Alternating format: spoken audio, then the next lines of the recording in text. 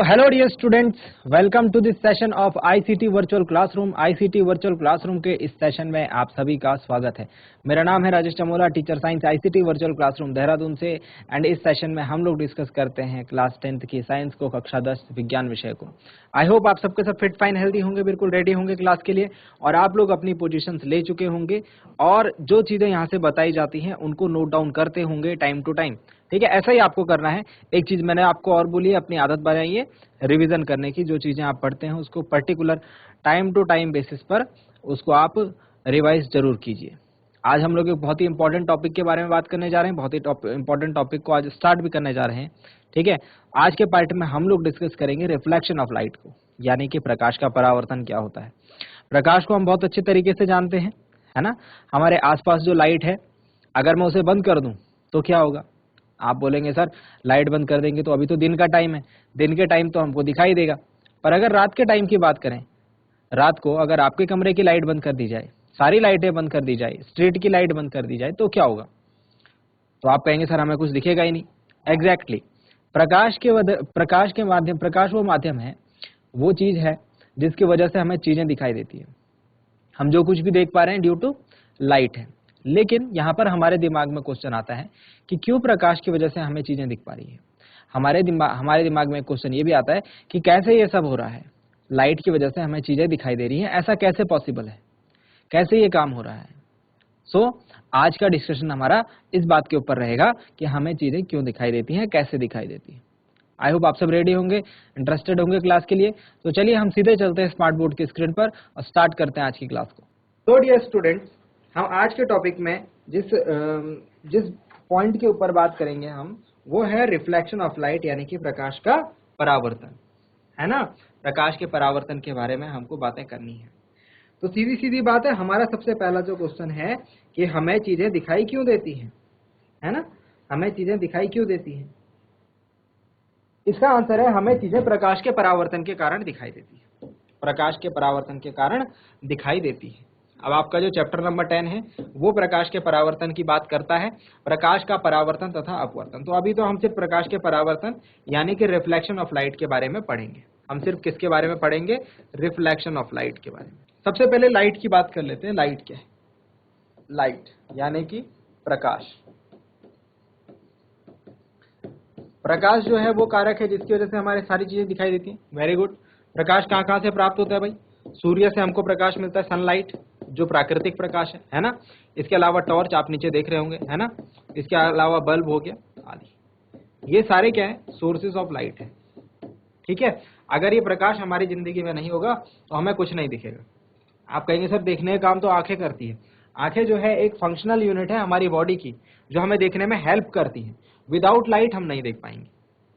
ठीक है ना, ये बात समझ में आ रहा है।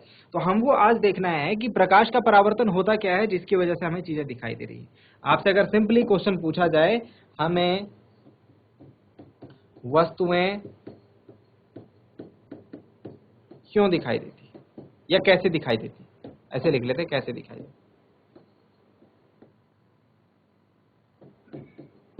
How do we see objects.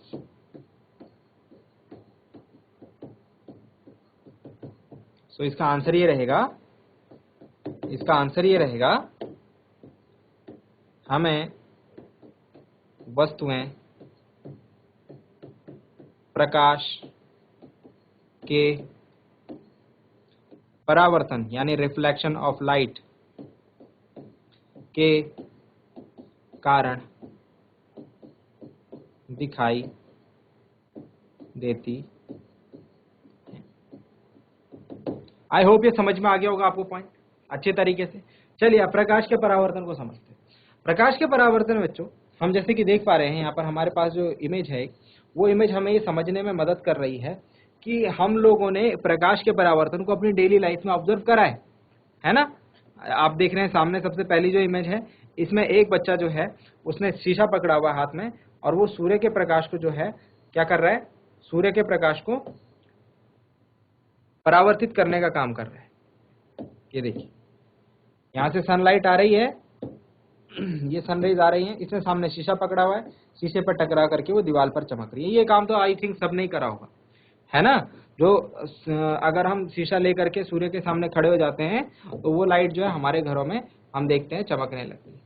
और सेम चीज हम एक टॉर्च की हेल्प से भी कर सकते हैं। एक टॉर्च लीजिए, नीचे एक शीशा लीजिए, ये एक शीशा है, और शीशे पर आप लाइट मारिए।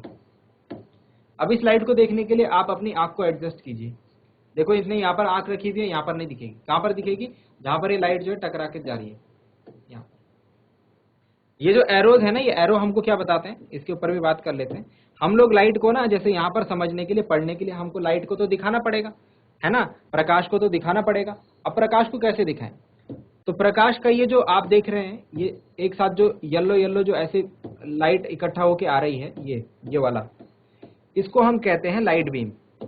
इसको हम कहते हैं लाइट बीम, यानी कि प्रकाश पुंज। अब प्रकाश पुंज को तो हम दिखा नहीं सकते कॉपी में, है ना। अगर हमको प्रकाश के बारे में पढ़ना है और प्रकाश का रास्ता दिखाना है, देखो रास्ता ही तो है लाइट का, ऐसे यहां तक आया उसका रास्ता, और फिर यहां से उसने ऐसा रास्ता बना लिया। अगर हमको लाइट का रास्ता दिखाना है तो भाई हम हर बार ये इतना बड़ा प्रकाश पुंज तो नहीं बना सकते। तो उसके लिए हम क्या करते हैं, हम ये मानते हैं कि जो प्रकाश पुंज है, ये जो लाइट बीम है, ये किससे मिलकर बना है? प्रकाश किरणों से मिलकर। बहुत सारी प्रकाश किरणें होंगी इसके अंदर, उससे मिलकर के ये प्रकाश पुंज बना है। बहुत सारी लाइट रेज होंगी, उनसे मिलकर के लाइट बीम बनी है।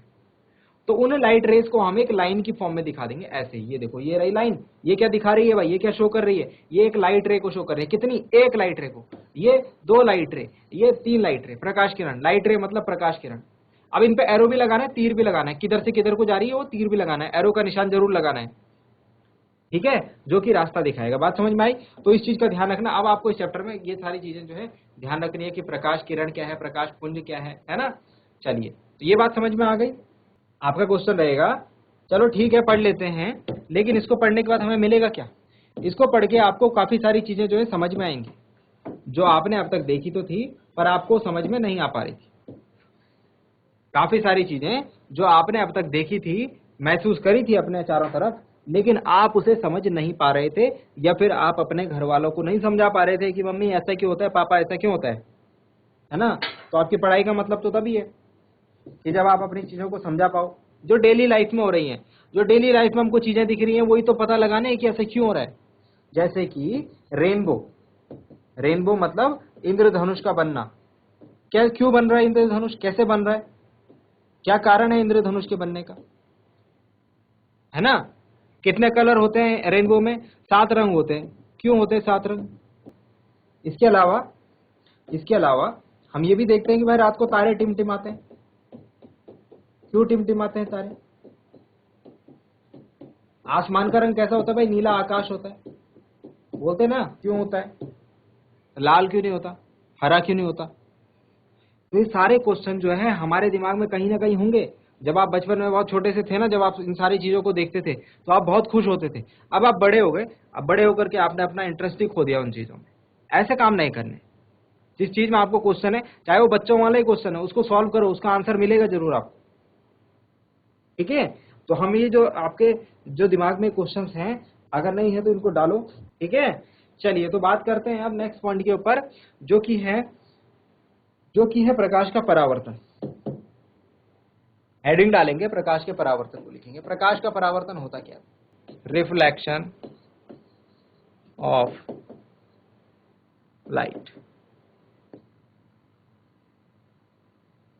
रिफ्लेक्शन ऑफ लाइट में देखो, अभी देखो पीछे क्या लिया था, एक मिरर लिया था। चलो एक मिरर लेते हैं, एक शीशा लेते हैं, ये ले लिया एक शीशा, ठीक है। और इस शीशे पर जो है सामने से आ रही है प्रकाश किरण, और शीशे पर पड़ने के बाद ये ऐसे टकरा के वापस, जो पीछे आपने डायग्राम देखा था ना, वही डायग्राम बना रहा हूं। पीछे आपने डायग्राम देखा था, वही काम हो रहा है। ये प्रकाश किरण ये ऐसे जा रही है और ये टकरा करके ऐसे जा रही है। ये क्या है भाई? ये दर्पण है, एक शीशा है। जो आपके घर में शीशा होता है ना, उसको हम बोलते हैं समतल दर्पण। और भी बहुत सारे प्रकार के दर्पण होते हैं, आगे हम पढ़ेंगे। प्लेन मिरर है ये, ठीक है। तो प्लेन मिरर पर प्रकाश पड़ा, प्रकाश पड़ने के बाद प्रकाश जो है मुड़ गया सीधे सीधे, ये ऐसे नहीं गया इसके अंदर। समझ रहे हो इस बात को? ये जो प्लेन मिरर है, इसके पीछे जो है ऐसे पॉलिश की होती है। अगर आप यहाँ पर रिप्रेजेंट करोगे ना, तो ऐसे रिप्रेजेंट करोगे आप। हर एक चीज को दर्शाने का मैं तरीका बता रहा हूँ आपको, अभी स्टार्टिंग है क्लास।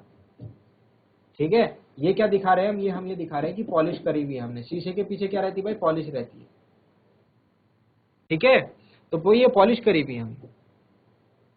तो जब सामने की तरफ से इसमें प्रकाश किरण गिरेगी, आएगी, कहीं से सूर्य से आए, चाहे आपने टॉर्च जला रखा है, चाहे लाइट का बल्ब है, कहीं से भी आए, तो वो पड़ने के बाद टकरा जाएगी। जैसे आपने पीछे एग्जाम्पल में देखा था, ये डायग्राम याद है दोनों के दोनों, ऐसा ही कुछ हो रहा है यहाँ पे भी।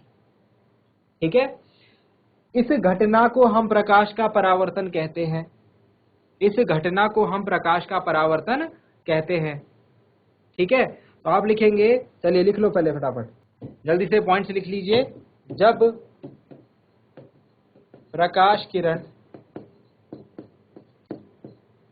किसी उच्च कोटि के पॉलिश किए हुए पृष्ठ पर, ये उच्च कोटि का पॉलिश किया हुआ पृष्ठ कौन सा है भाई, समतल दर्पण भी लिख सकते हो सीधे सीधे। ठीक है, उच्च कोटि के पॉलिश किए हुए पृष्ठ पर पड़ती है तो यह मुड़ जाती है। सिंपली अभी इतना लिखेंगे, मुड़ जाती है। इस घटना को प्रकाश का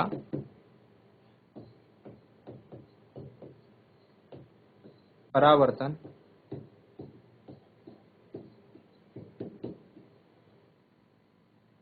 कहते हैं। आई होप आपको बात समझ में आई होगी। ठीक है, अब जो है ये कैसे होगा, किस तरीके से होगा, क्या क्या इसके हम कैसे डिफाइन करेंगे कि यहाँ पे प्रकाश का परावर्तन हुआ है नहीं, ये अब हम लोग प्रकाश के परावर्तन के नियम में सीखेंगे। तो प्रकाश के परावर्तन के क्या होते हैं भाई, कुछ नियम होते हैं। ऐसे ही नहीं कि कैसे भी आपने जो है किरण को मोड़ दिया, है ना, इसके कुछ नियम होते हैं। तो अब लिखेंगे प्रकाश के परावर्तन के नियम। देखिए, प्रकाश के परावर्तन के दो नियम हैं। ठीक है, दोनों नियम में पहला नियम जो है वो ज्यादा महत्वपूर्ण है। ठीक है, तो दोनों नियम को हम 1 बाय 1 देखते हैं। ठीक है, और फिर आगे की बात हम करते हैं। तो पहला नियम देखते हैं प्रकाश के परावर्तन का। प्रकाश के परावर्तन का पहला नियम हमें ये कहता है कि जो ये किरण गिरी है पृष्ठ पर, इसका नाम है आपतित किरण, इंसिडेंट रे।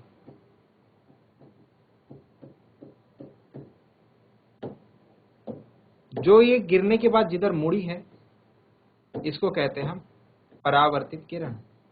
और अगर मैं एक लंब खींच दूं इस तल पर, ये जो समतल दर्पण है ना, इस पर मैंने 90 डिग्री का एंगल बनाती हुई अगर एक रेखा खींच दी, कौन सा एंगल है भाई 90 डिग्री, ये वाला। अगर मैंने एक रेखा खींच दी ऐसे, तो इसको हम कहते हैं अभिलंब। इसको हम कहते हैं अभिलंब। आपतित किरण, परावर्तित किरण, अभिलंब समझ में आ गया। ठीक है, अब एक और चीज ध्यान दो, जो आपतित किरण का अभिलंब के साथ बनाया गया कोण होता है, इसको हम कहते हैं आपतन का कोण, और इसको हम आई से निरूपित करते हैं, आपतन का कोण। ठीक है, और जो ये वाला कोण है, कौन कौन सा, अभिलंब और परावर्तित किरण के बीच में बना हुआ, इसको हम आर से निरूपित करते हैं, और इसे हम कहते हैं परावर्तन का कोण। समझ में आया या नहीं आया, समझ में आया या नहीं आया। तो पहला जो नियम है वो ये कह रहा है सिंपल टर्म्स में कि जो आपतन का कोण है और जो परावर्तन का कोण है वो बराबर होते हैं। आपतन का कोण परावर्तन का कोण के बराबर होता है। ठीक है, पहला नियम क्या कह रहा है, आपतन का कोण परावर्तन के कोण के बराबर होता है। और दूसरा नियम ये कह रहा है, सेकंड लॉ ये कह रहा है कि तीन जो किरण मुझे यहाँ पर दिख रही है भाई, आपतित किरण, परावर्तित किरण तथा अभिलंब, तीनों एक ही तल में होते। तीनों के एक ही तल में होने का मतलब क्या है? जब आप इस चित्र को अपनी कॉपी में बना रहे होंगे तो आप देख रहे होंगे कि आपने आपतित किरण भी अपने पेज के ऊपर खींची, परावर्तित किरण भी अपने पेज के ऊपर खींची, अभिलंब भी आपने अपने पेज के ऊपर सीधा सीधा खींच दिया। ऐसा नहीं हुआ कि अभिलंब को खींचने के लिए आपको पेज से बाहर की तरफ लाइन खींचनी पड़ी, है ना। तीनों लाइन इजीली आपके पेज के ऊपर खींच गई ना, खींची या नहीं खींची? तो आपका पेज क्या है भाई? एक तल है, ठीक है, एक सरफेस है। तो आपके पेज के ऊपर यानी एक ही तल में जो है तीनों की तीनों रेखाएं बन गई। दैट मीन्स कि वो तीनों जो है एक ही तल में होते हैं। सिंपली इस बात को ऐसे समझो, ठीक है। तो आपतित किरण, अभिलंब और परावर्तित किरण तीनों जो है एक ही तल में होते हैं। और पहला नियम ये कहता है कि आपतन का कोण जो है परावर्तन के कोण के बराबर होता है। समझ में आ गई है बात या नहीं आई है? आई होप समझ में आ गई हो। ठीक है, तो चलिए समझ में आई है बात। तो एक बात बताइए कि ये हमारे पास पृष्ठ है, ये हमारे पास एक सरफेस है और यहाँ पर एक किरण आपतित हो रही है और एक किरण परावर्तित हो रही है। ये इसका अभिलंब है। ये वाला एंगल, ये वाला जो एंगल है ये है 30 डिग्री, ये है 30 डिग्री। तो बताइए इसमें मुझे कि आपतन का कोण यानी एंगल आई कितना होगा।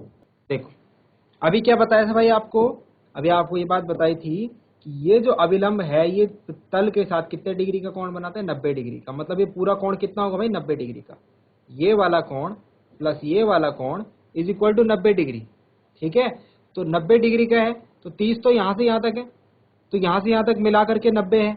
दैट मीन्स कि ये जो बचा हुआ ये वाला कोण है, ये जो ये बचा हुआ वाला कोण है, एक मिनट रुक जाओ, ये वाला जो कोण है ये वाला, ये कितना होगा भाई? ये 90 में से 30 माइनस करके निकलेगा। तो 90 minus 30, 90 minus 30 is 60. That means इसका क्या मतलब होता है? इसका मतलब ये होता है कि यहाँ पर ये जो कोण है ये 60 डिग्री होगा। अगर ये 30 डिग्री है तभी तो ये 60 डिग्री होगा, क्योंकि ये वाला कोण कुल मिला करके जो होता है 90 डिग्री के इक्वल होता है। अभिलंब जो है तल पर लंब होता है, 90 डिग्री का एंगल बनाते हैं। तो 30 डिग्री दे रखा है, ये 60 डिग्री है। दैट मीन्स कि टोटल मिला करके 90 डिग्री होगा। दैट मीन्स कि ये कौन सा कोण है भाई? सॉरी मैं इसमें एरो लगाना भूल गया, ये आपतित किरण की, ये परावर्तित। तो ये कौन सा कोण है? हमको यहाँ से क्या मिला? ये अभिलंब और परावर्तित किरण के साथ बनाया गया जो कोण होता है वो कौन सा होता है भाई? परावर्तन कोण, एंगल आर। एंगल आर हमको मिल गया 60 डिग्री। अब बताओ परावर्तन के नियम से हमने क्या पढ़ा? अभी हमने ये पढ़ा कि एंगल आई और एंगल आर बराबर होते हैं। दैट मीन्स कि एंगल आई भी कितना होगा भाई? 60 डिग्री होगा। दैट मीन्स कि ये वाला कोण भी कितना होगा? 60 डिग्री होगा। समझ में आई है बात? ठीक है, तो इस तरीके से आपको जो है समझना है। ऐसा क्वेश्चन आपको एग्जाम में बहुत मुश्किल है कि मिल पाए, बट आपको समझ में आना चाहिए। आपको समझाने में के लिए ये एग्जाम्पल मैंने दिया था। चलो, सो आपको क्या करना है घर पे? आपका जो होमवर्क है वो ये रहेगा कि पहली चीज तो आपको रिवाइज करनी है। सेकंड चीज, आपको जो रिफ्लेक्शन ऑफ लाइट यानी कि जो प्रकाश का परावर्तन हमने देखा, ये करके देखना है आपको। इसका एक्सपेरिमेंट जो है आपको करके देखना है घर में। घर में आपके शीशा होगा, मिरर होगा, है ना, नहीं तो कोई भी परावर्तित होने वाली वस्तु होगी। जैसे घर में बर्तन होते हैं, स्टील के बर्तन होते हैं, उनसे भी कुछ प्रकाश का परावर्तन हो जाता है। धूप लगी होगी तो सनलाइट में आप सनलाइट से आप उसको परावर्तित करने का प्रयास कर सकते हैं और ये देख सकते हैं कि उसमें से जो किरणें हैं वो किरणें जो है क्या, एक किरण से मिल करके वो पुंज बना हुआ है। ठीक है, इस चीज को इमेजिन करने की कोशिश जरा करना। थर्ड चीज आप ये कर सकते हैं कि reflection of light and laws of reflection को याद करना है। आई होप आपकी बात समझ में आ गई होगी विद डायग्राम। तो चलिए, मैं उम्मीद करता हूं जो बातें आपको बताई गई हैं वो समझ में आई होंगी, आपको इंटरेस्टिंग लगी होंगी और आपने ध्यान से उनको देखा होगा। आज के लिए इतना ही, मिलते हैं अगली क्लास में एक नए और इंटरेस्टिंग टॉपिक के साथ। क्लास से जुड़ने के लिए आप सभी का बहुत बहुत धन्यवाद। Thank you very much and have a nice day.